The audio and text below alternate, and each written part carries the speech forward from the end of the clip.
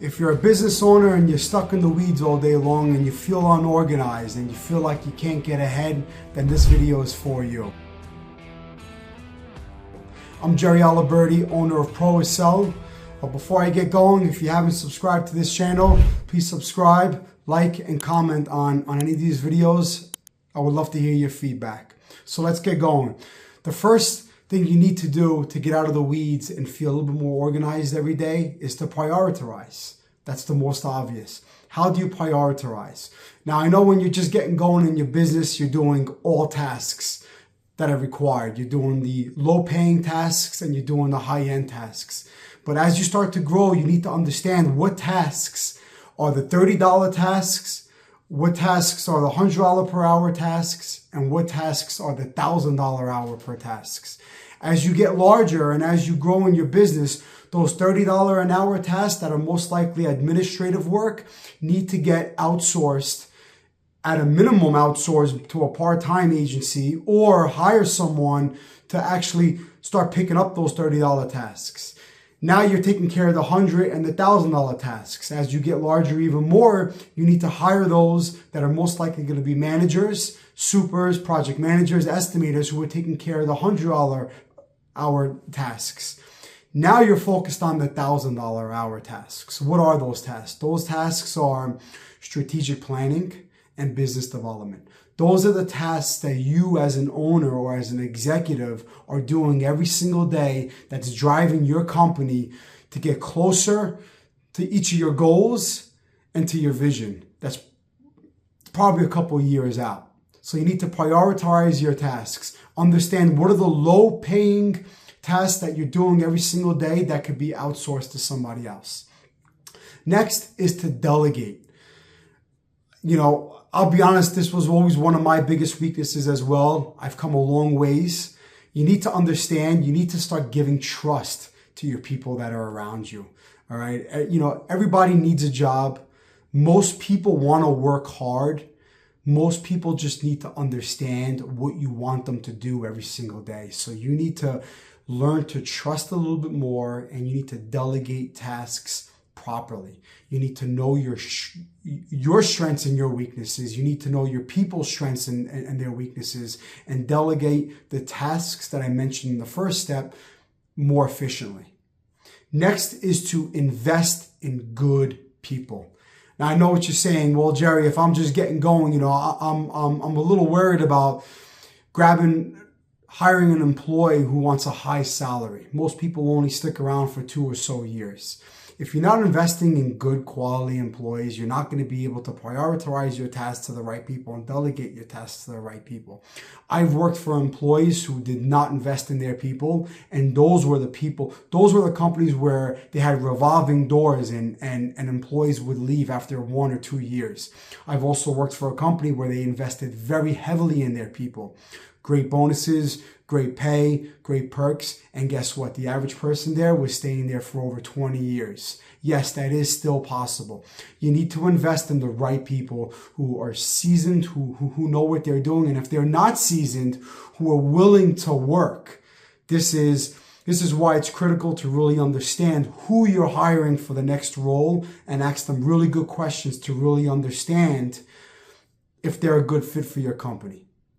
So the next is understanding the 80-20 rule. Essentially, 20% of your efforts equals 80% of your results. You need to understand what that 20% is. This goes back to the first couple of steps that I already mentioned in this video. You need to understand what you as the executive or the owner of your business should be doing every single day. Understand what the 20% for each and every level of leadership is actually required to get 80% of the results. So this is really important. If you don't know about this rule, look it up. It's the 80-20 rule. Again, avoid multitasking. This still is one of my weaknesses. I love to just be able to knock out multiple tasks at any given time. You need to have a to-do list. This again goes back to the 80-20 rule, right? So you know how I'm showing you how each of these rolls into the next. Have What I was taught in the very beginning when I just started in the business over 20 years ago was have a hot list, right? So my boss called it the hot list. Have those 5 to 10 things that you need to get done that day to move your role, your responsibilities a little further ahead, to get closer to your schedule. Especially if you're in construction. Construction is all about schedules, right? So what are the 5 to 10 things you must do every single day to get you closer to that deadline, to that schedule? Avoid multitasking, have a master list, a hot list, and scratch off one after another throughout the entire day. Don't have 5 or 6 things going on at any given time. You should also understand to block your schedule out. You need to be able to block your schedule, and you need to understand that after 45 minutes, 60 minutes, there's a lot of research and studies that shows you should be taking a couple-minute break. Working 2, 3, 4 hours straight, it's going to exhaust you. By the time the afternoon comes, you're going to be dead tired. So understand how to take those breaks, how to multitask, and to really understand what those tasks are that you need to be doing to actually move the needle forward.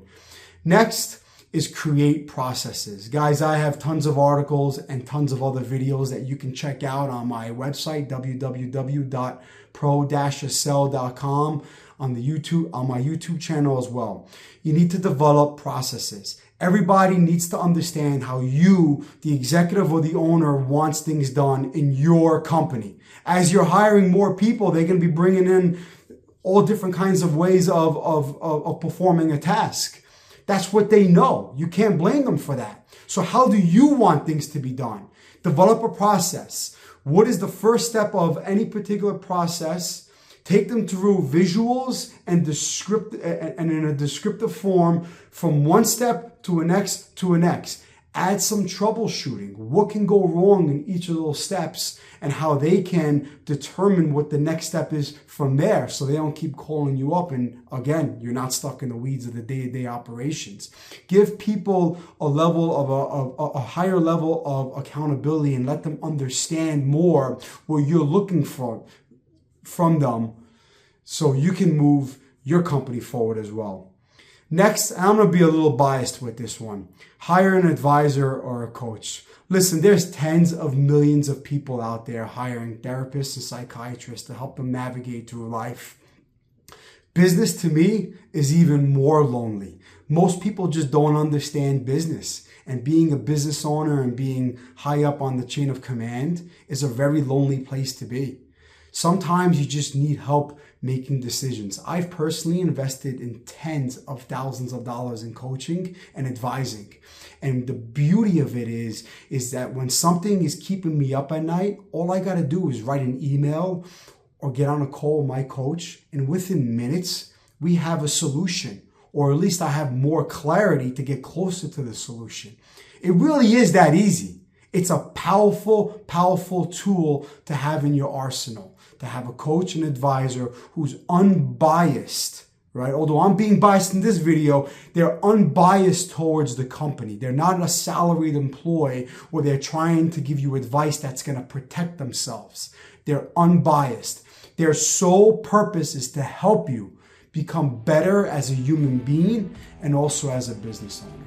I would love to know your thoughts on this. Again, subscribe if you haven't subscribed to the channel. Thanks.